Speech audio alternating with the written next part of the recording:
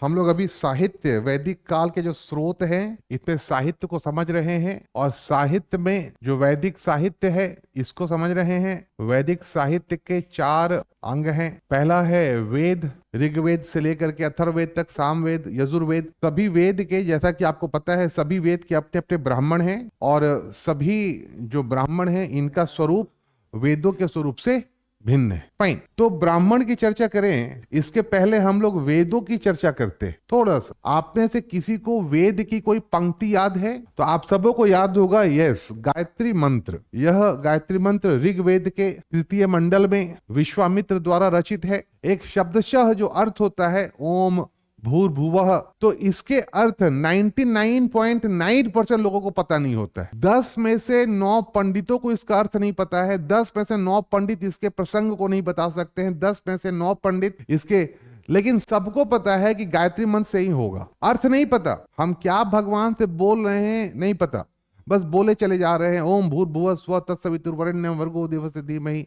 मैं बस ये पूछना चाहता हूं कि सामान्यतः गायत्री मंत्र का अर्थ सबको पता क्यों नहीं होता है? तो उसका रीजन ये है कि गायत्री मंत्र, आपको पता है मैंने बताया था, ये संस्कृत के बहुत उच्च स्तरीय प्रारूप में लिखा गया है, बहुत हाई लेवल का संस्कृत है। तो ऐसे स्तर में क्या होता है कि संस्कृत हमारे सर के वो जो नहीं है, जैसे अंग्रेजी हम लोग पढ़ते हैं तो हम लोग नॉर्मल सा अंग्रेजी पढ़ते हैं। अगर वही आप शेक्सपियर एज के कोई नॉवेल आपके हाथ में दे दिया जाए तो वो नॉवेल आपके, वो अंग्रेजी आपके सर के ऊपर से निकल जाना है। फाइन। तो चूंकि वेदों का अर्थ काफी जटिल है, वेदों को समझना सामान्य लोगों के द्वारा संभव नहीं है, तो ऐसी स्थिति में वेदों को सरल करते हुए जिस साहित्य की रचना की गई उसे ब्राह्मण साहित्य कहते हैं।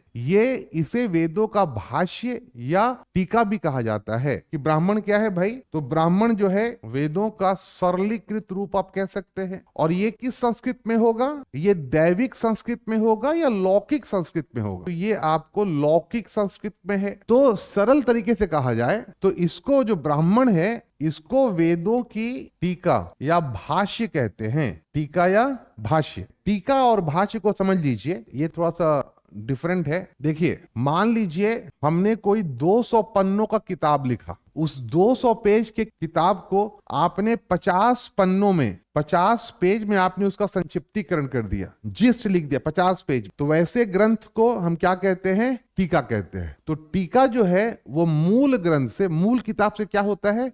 पतला होता है। फाइन। और जो भाष्य है ये क्या होता है?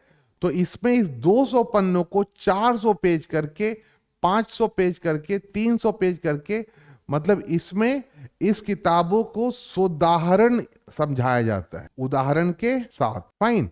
सुदाहरण। तो आप देखिएगा कि जैसे आपको पता है, आप में तो कोई बच्चा बता सकता है कि संस्कृत का पहला व्याकरण कौन? संस्कृत का पहला व्याकरण है अष्टाध्यायी। अष्टाध्यायी। और इस किताब को उदाहरण सहित इसका व्याख्या किया गया है कहां पर? तो महाभाष्य में। समझ रहे हैं? तो ये जो भाष्य होता है, भाष्य बेसिकली मूल जो किताब है उसको उदाहरण के द्वारा विस्तृत रूप से उदाहरण देकर के समझाया जाता। फाइन। तो उसी प्रकार ये जो वेद है, इन वेदों को ब्राह्मणों में पूरे तरीके से, मतलब कुछ ब्राह्मण है जो कि संक्षिप्ति रूप में, कुछ ब्राह्मण विशद रूप में, बृहद रूप में। तो ब्राह्मण को क्या कहते हैं?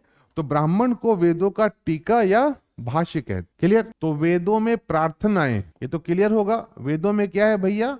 तो वेदों में प्रार्थनाएं। थोड़ा सा यजुर्वेद में यज्ञ की बातें हैं, लेकिन मूलतः वेदों में क्या है? तो वेदों में प्रार्थना है। और उस प्रार्थना को करने की विधि, जो पूजा की विधि है, वो कहां दी गई है? तो वो दी गई है आपको ब्राह्मण में। क्लियर? आगे बढ़े। सभी वेद के अपने अपने ब्राह्मण। ऋग्वेद के ब्राह्मण, इसका नाम है ऐतरेय ब्राह्मण और कौशितकी ब्राह्मण। सामवेद पंचविश ब्राह्मण, षड्विश ब्राह्मण और जैमिनीय ब्राह्मण। यजुर्वेद, इसमें है शतपथ ब्राह्मण और तैतरीय ब्राह्मण। और फिर है आपका अथर्ववेद, ये है आपको, इसका है गोपथ ब्राह्मण। तो कुल ब्राह्मणों की संख्या कितनी हो गई? तो कुल ब्राह्मणों की संख्या हो गई ऐतरेय ब्राह्मण 1, कौशितकी 2, पंचविश 3, षड्विश 4, जैमिनीय 5, शतपथ 6, तैतरीय 7 और गोपथ 8। क्लियर? अब ध्यान से यहां पे देखते चलिए। इस सारे ब्राह्मण में यदि आपसे पूछा जाए कि सबसे बड़ा ब्राह्मण कौन है साइज में, तो इनफैक्ट पूरे वैदिक साहित्य में